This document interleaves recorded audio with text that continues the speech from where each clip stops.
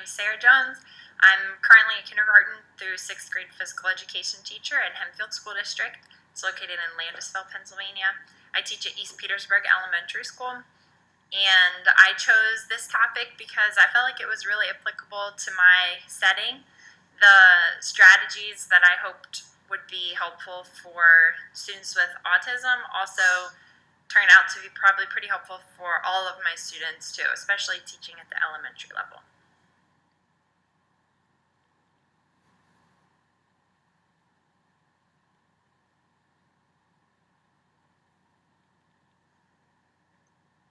I know we're all presenting on specific strategies for students with autism spectrum disorder, but I thought it was important to still define it and talk a little bit about what it is and what it is not. It's an umbrella term, so that means it's not a cookie cutter formula describing any one student in particular. It describes autism and other disorders that have similar impairments in basic social skills, and then it varies in severity or the presence even of communication delay and repetitive behaviors.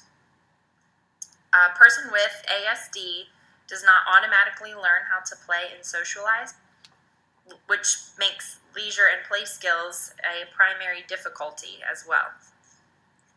A table in the textbook from page 14 talked about current beliefs, and it listed quite a few more bullet points than I've included here, but these are the ones that specifically stood out to me. So, autism spectrum disorder is a neurological disorder that affects the way that information is processed, organized, and integrated. It's a spectrum disorder with various manifestations. It has a unique pattern of deficits and strengths, and it typically has unusual responses to sensory stimuli. Autism spectrum disorder is not a result of emotional deprivation or stress. It's not due to parenting. It's not related to a psychological disturbance, and it's not related to socioeconomic class. And it is not curable.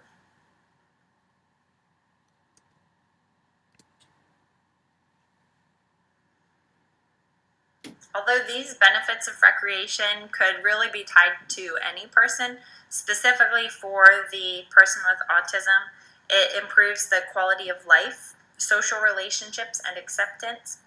It decreases inappropriate behaviors. It improves the physical well-being, and it also improves connections with the community and skill development. The quality of life, some descriptors that were noted in our text were simple satisfaction, a sense of accomplishment and achievement. It enhances self-esteem, provides joy, increases choice and control, and it enhances the family members' quality of life too by easing some stress from not having to be in constant supervision. The social relationships and acceptance, it offers a significant opportunity for social development skills. It encourages appropriate interactions in social play, cooperation, competitive opportunities, and it achieves relationships and mutual interests, as well as improving the level of awareness and acceptance in the community. Participating in recreation decreases inappropriate behaviors. It helps to enhance self-control, helps to practice calming and relaxing when a student is feeling anxious, refocusing through exercise, and reducing self-stimulating behaviors. As far as the physical well-being, it becomes an outlet for physical energy. There's noted higher levels of fitness, and it improves gross and fine motor skills. Lastly, in the community, it provides a venue for the individual with ASD to access their community.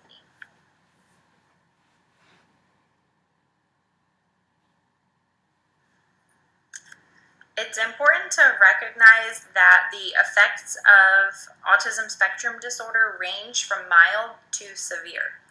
And although they may share some common characteristics, the characteristics are unique in how they manifest. It's important to remember that the behaviors are what we see, but they're caused by this disorder that specifically has deficits in processing, integrating, and understanding information.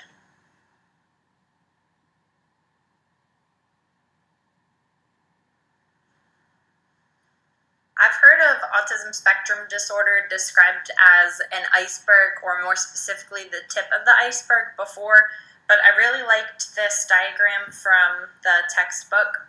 It talks about what you see, the tip of the iceberg, and then what's under the surface. Like I said earlier, what's under the surface is it's a disorder in processing, integrating, and organizing. And then above the surface, what we see is the social interactions, the communication, the responses to sensory stimuli, and the restricted, repetitive, or stereotypical movement patterns.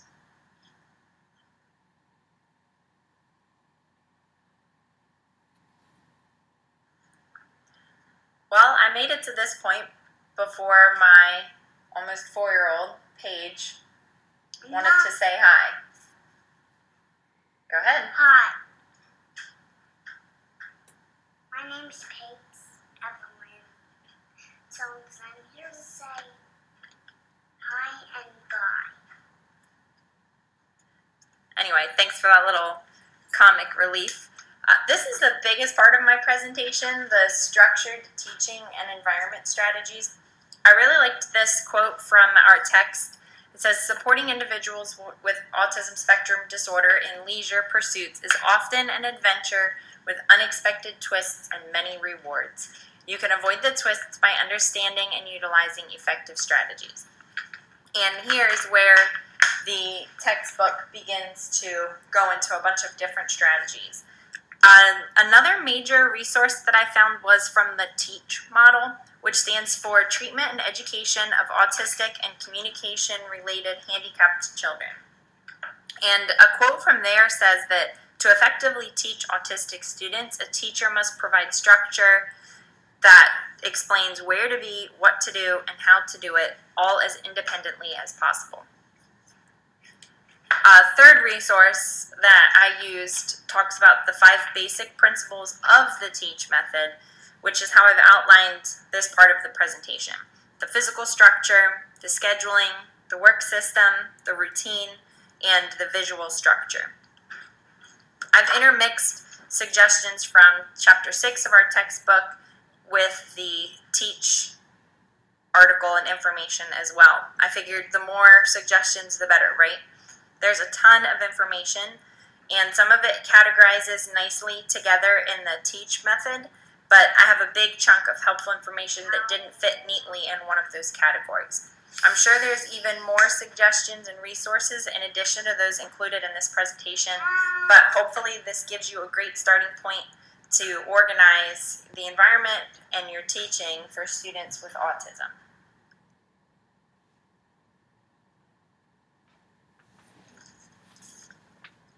For the physical structure, a teacher must teach the autistic students the classroom in order to effectively teach the students.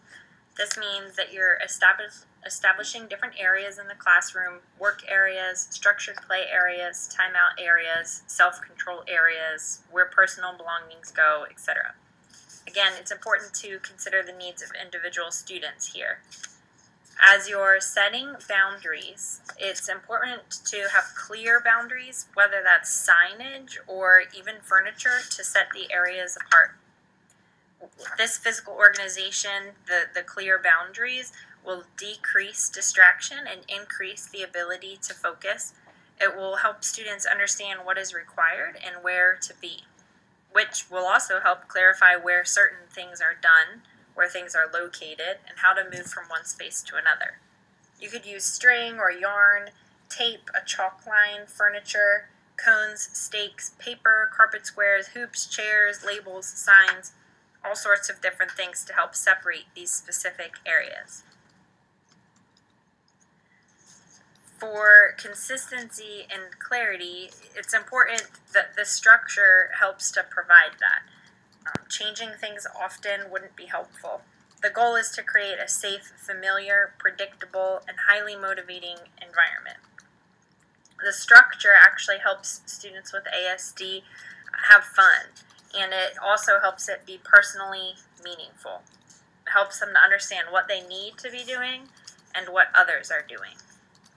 The TEACH resource that I used identifies different concepts and strategies strategies and structure for recreation. And again, it helps them to know where things belong, what's expected of them in a specific situation, and what comes next. I have a short video next of a couple small things that I do in my elementary gymnasium to help with physical structure.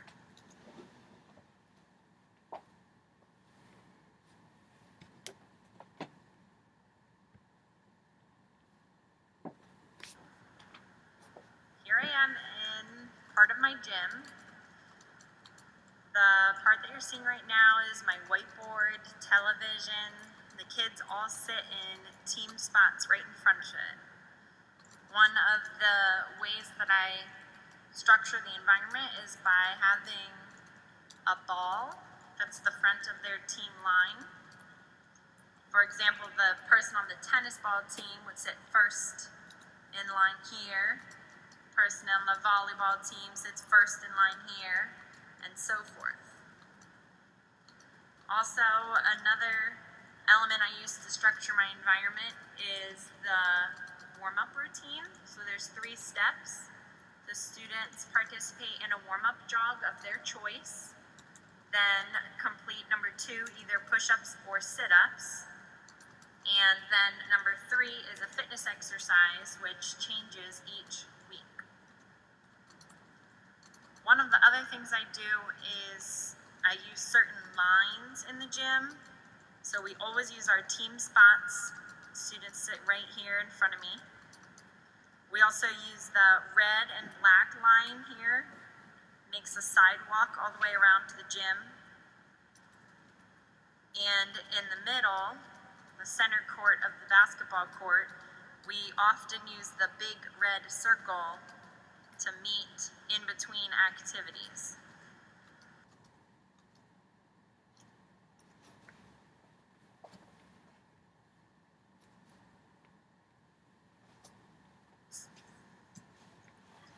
A purposeful, clear, and consistent schedule outlines who, what, where, and when. Since a lot of students have problems with sequential memory and organization of time, receptive language deficits make it difficult for them to understand what they should be doing. A schedule lessens the anxiety and organizes the tasks and events, which also helps in transitioning. Visual schedules are a highly effective tool, but I'll go more into detail with those in the visual support section coming up next. One piggyback from the physical structure, which connects over with scheduling, is all about the expectations. The students need to know what is expected. So with the boundaries, that gives them limits, even rules. With scheduling, it's important to remember that the ASD students' performance will improve dramatically when the expectations are clear, defined, and then to them, the world makes sense.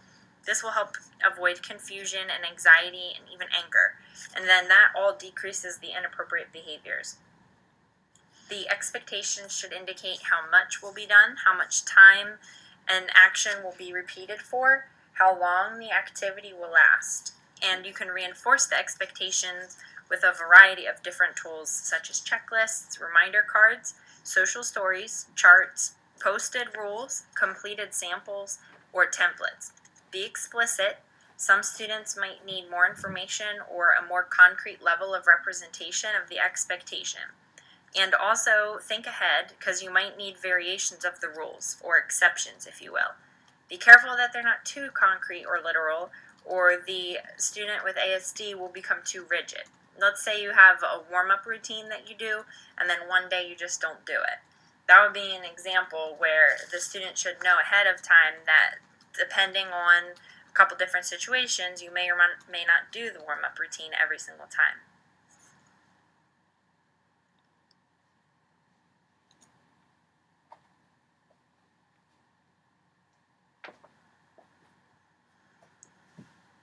With your work system, probably the biggest element is expectations. The students will want to know what is expected.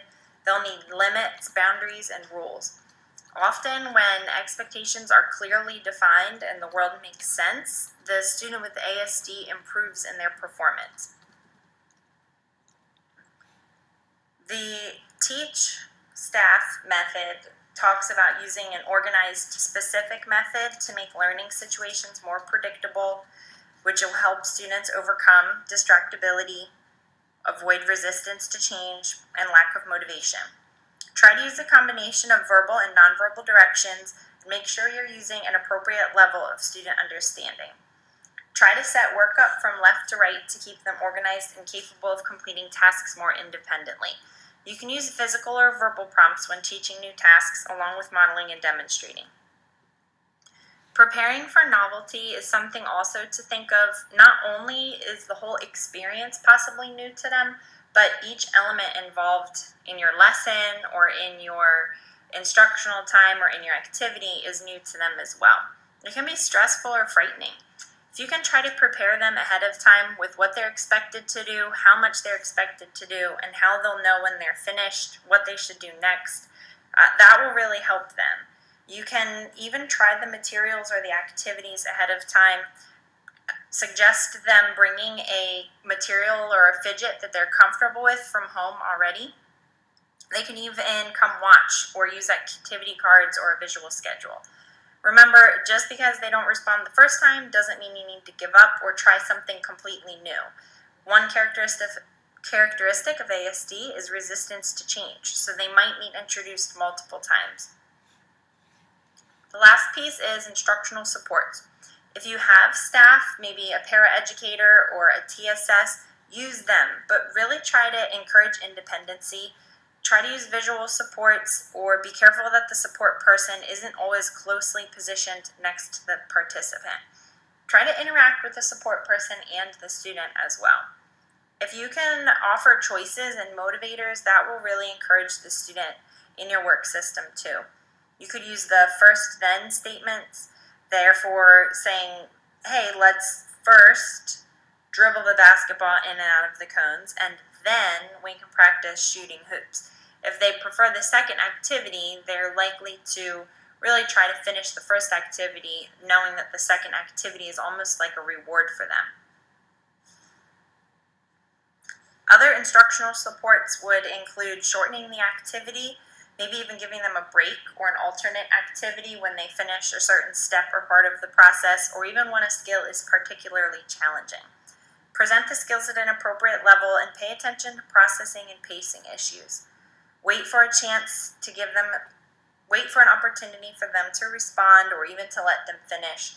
Try to use preferential seating away from distractions near the instructor. Use smaller groups and reduce the speed. Maybe use a Nerf ball instead of the rubber ball.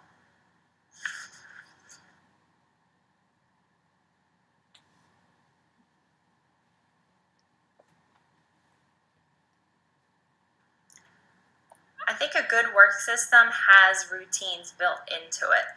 Routines are repeating the same sequence of steps. They provide consistency and they help the participant understand what is expected of him or her. Having a consistent schedule or routine provides familiarity and predictability, which then provides comfort and lessens anxiety. If you are going to implement routines, make sure that you have a consistent beginning and ending routine. Maybe the first part of your lesson and the end, or the introduction and cleaning up the equipment. Make sure you have a consistent place or a spot for the start of activity, like team spots, or using the big red circle, or meeting at home plate, possibly even meeting on the bleachers if you're in a room that has that. Make sure you use consistent sequences or steps. So even if your lesson isn't the same, day 1, day 2, day 3, still having a consistent sequence of what's expected. Maybe it's instruction first and then a game, followed by more instruction, and then a larger group game using the skills. You could use mini schedules to teach the routines. One example I have pictured here is my warm-up routine. There's 3 steps. The students know what to do for each of those steps after I've taught them and we've practiced, and we do them the same each physical education class.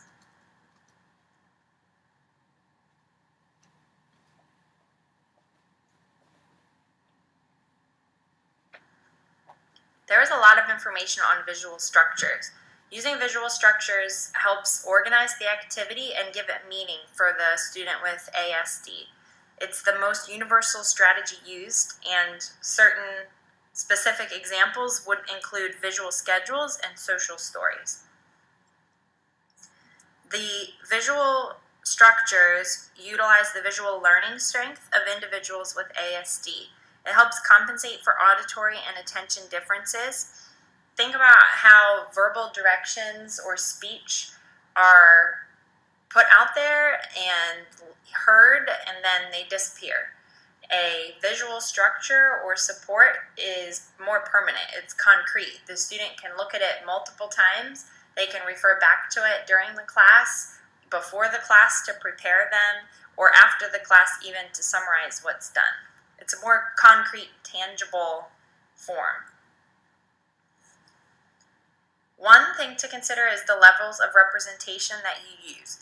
You might use an actual object or exact drawings, photographs, written words. Depending on the student, you might use one or more of those in your visual structure. Make sure that you are careful if you use photographs. Make sure they're very simple with no distractions in the background. And using line drawings are very simple and effective. They're widely used and successful for many people. It's best to use a visual or visual structure that the student is used to using. I would recommend talking with the special education teacher in your building or the student's para or TSS. Maybe they have something they're already using and you can add a few specifics for your environment, whether it's physical education or recreation. When you're using a visual schedule, it's probably best to do it from top to bottom, like a horizontal checklist. You can do it from left to right, kind of like you're reading, but it's suggested that you really try to keep it down to about 8 frames. The 2 examples I'm about to show you, one of them is 8 full frames. The other one has the space for 8 frames, but they're only using 3 or 4 of them in the example. They take that abstract concept of time and present it in a concrete and manageable form, which again helps the participant to anticipate change. It helps provide cues for completing tasks, and it helps show them what they're supposed to do and in what order to do it with, and it shows them when they're finished. If you are going to create a visual schedule, make sure that it's portable and durable. You might consider laminating it or using poster board. One student, I actually just used a whiteboard, and he was able to do just the verbal written word forms without pictures. And so when I had him for adapted physical education, the last thing we would do each time is go over what we were going to do when he attended PE with the class. And I would write down the major elements of the class for him, and he could erase them as we went. On the bottom of his visual schedule, then he chose his reward for once he finished all of those. Sometimes it was a reward for in his classroom, and sometimes it was something he earned in physical education class. The last thing to think about when you're making a visual schedule is how you're going to show them what tasks need to be completed. If you find that you're reusing a lot of tasks, it might be helpful to print them out, laminate them, make them really durable, and use Velcro to attach them. Although I've seen examples using paper clips, or even if you have a set list and they move a clothespin down the side. I've seen photo albums used before too, where they flip to the next page to know what the sequence is. 3-ring binders, key rings where you can flip the cue cards on there, or even more set schedules like possibly your daily schedule hanging on the wall more permanently. Make sure that there's a way for the student to track it, whether they're on schedule or if they've completed a task. Maybe they take the Velcro picture off, maybe they flip to the next page, maybe they check it off with their own pencil or marker.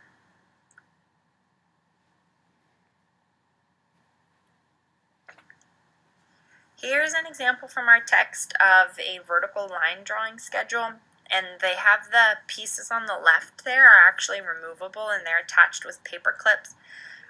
I like the smiley faces and the positive praise saying good job, you did it. I also like the check mark on the right so that they know that it's finished. One thing I don't love about this is the paper clips. I feel like, at least in my setting, in the gym, and in our settings in recreation, this wouldn't be the most effective use to put the task cards on with. Probably something like Velcro would be a better suggestion. That way the pieces stay on and you're not worried about them coming off if the paper gets brushed up against you or something.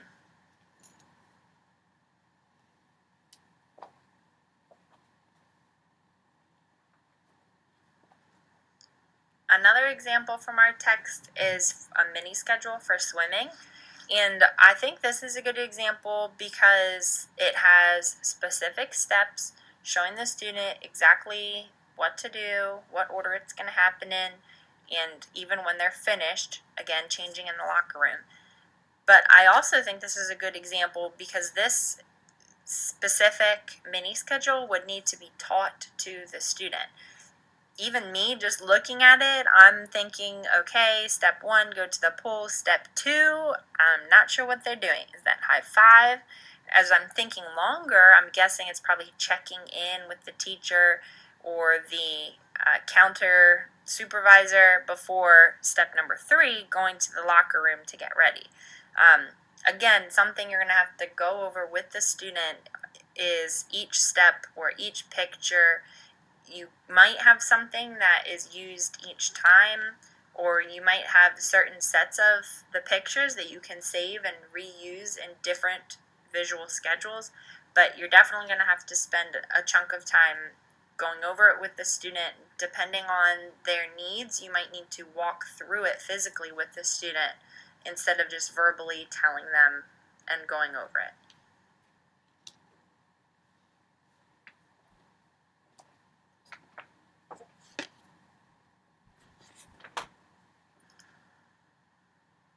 There are a lot of other supports that I found when researching, so I'm going to talk just a little bit about these 5 that you see listed here.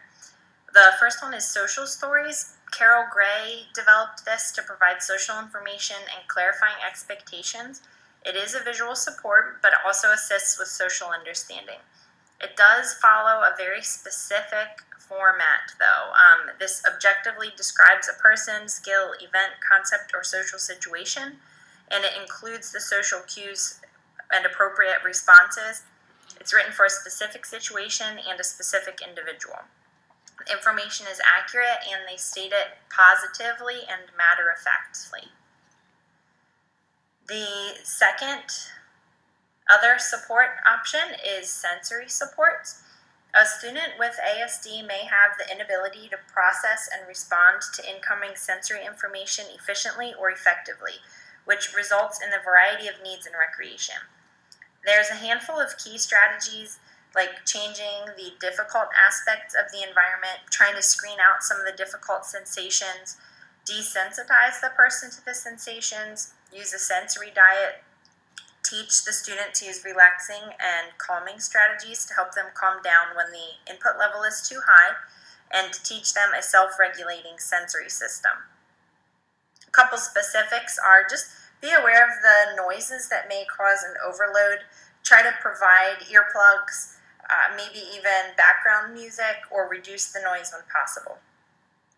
The site, if you try to avoid having a lot of visual information hanging on the walls, only display what's necessary.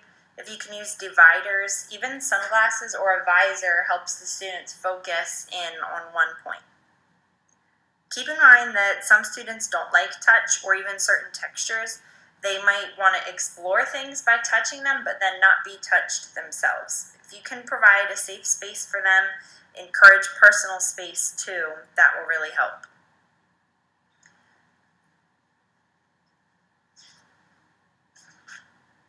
A sensory diet is something that consists of regularly scheduled activities for specific sensory input to help modulate their sensory system.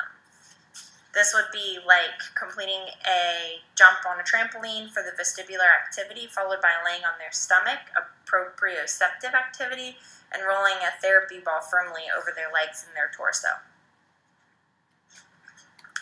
Relaxation techniques and self-regulation. This is a huge strategy. If you can use some of these, maybe having some signage in your area or a safe space that they can do this in to help them learn how to regulate their sensory system. The third support is communication support. There's two major types, expressive and receptive. Using communication tools that they already use will really help with the expressive communication. Also, if you can practice as a teacher, pausing, listening, and waiting, watching for their attempts to communicate. Sometimes we just want to solve the problem, but one thing I've learned is with wait time, you end up guiding the students into solving it on their own. With receptive communication, it's important to remember that a student with ASD may have difficulty sorting out what is important, and they might have processing delays. So if you can simplify the language, keep your facial expressions simple and clear, try to model and use visual supports, use statements rather than questions, and constantly check for understanding. There is a handful of different social supports, but it's just important to remember that each student is different. You might need to guide them into a social activity, or you might even need to allow them to be solitary for a little bit. Try to limit waiting and turn taking, and if you are doing that in your recreational activity or gym, make sure there's certain rules, setups, equipment helping specify whose turn it is and when. You can even use peer helpers when appropriate. You might need to practice sharing. This would be a good opportunity to use social stories. The last piece is behavioral supports. Creating an environment that prevents the problem behavior and enhances skill development is key. If you consistently use the strategies we've talked about in this presentation, that will help prevent the behavior rather than punish when the behavior begins. You can go as detailed into doing a functional behavior assessment where you try to figure out exactly what the behavior is, why it's happening, and then you come up with a plan or an intervention to help avoid basically or prevent that behavior. If you're trying to prevent a behavior, you're also going to want to teach the alternate behavior. All of this is going to take time with both the adults working with the student and the student. You'll have to practice it and really stick with it and follow through, even if the undesired behavior keeps becoming an issue.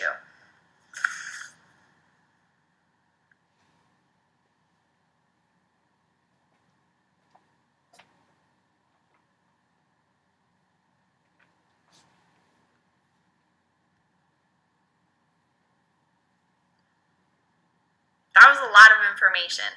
In researching for this project, I found myself thinking that many of the structure and environment related strategies would really be helpful for all learners. Fine-tuning your lesson planning, instruction, and implementation, and the environment will specifically help to support students with ASD. For the critical thinking activity, I'd like for you to choose at least one of the structure and environment related strategies or other supports that you'd like to use in your classroom setting. Please describe the chosen strategy, whether you're using it now or not, how you plan to use it, and what tasks you need to complete in order to get it fully implemented and effective in your classroom setting.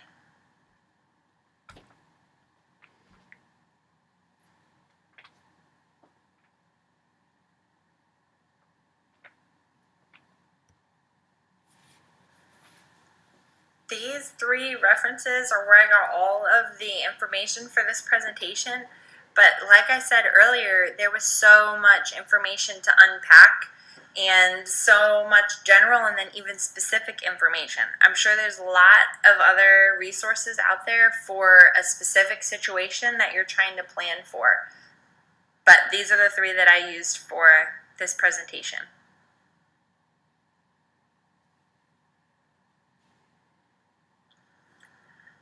In conclusion, there are many strategies to help structure teaching and the environment for students with autism spectrum disorder.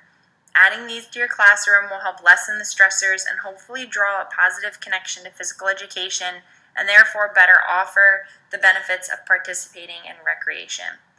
Keeping in mind that ASD manifests in different characteristics, implementing these strategies should generally help support the communication and social deficits.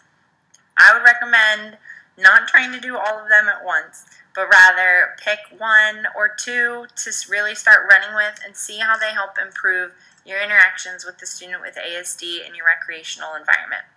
I hope you find some helpful strategies that you can implement in your classroom.